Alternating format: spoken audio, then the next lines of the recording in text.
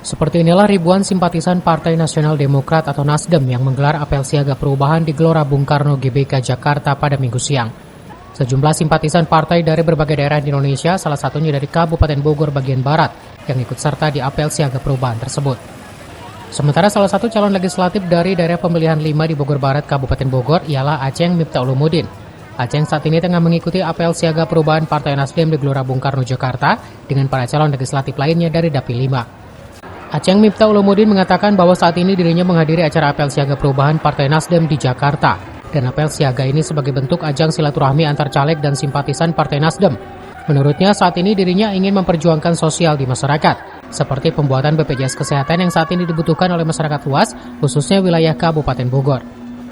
Ya, sangat bagus untuk kita menjalin silaturahmi, erat, dan kita dapat membuktikan bahwa kita hadir untuk memperjuangkan Indonesia ini lebih baik ke depannya, terutama calon presiden kita Bapak Anies Baswedan.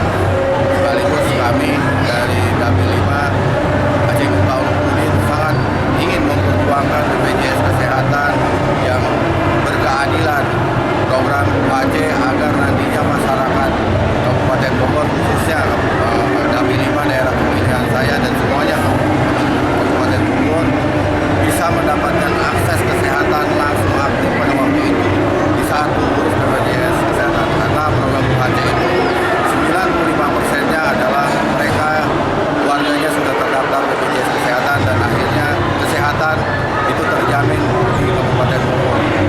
Lebih lanjut, Aceng berharap Partai Nasdem ini sebagai barometer partai lainnya dan dirinya mendukung Anies Baswedan sebagai calon presiden yang bisa membawa perubahan di Indonesia.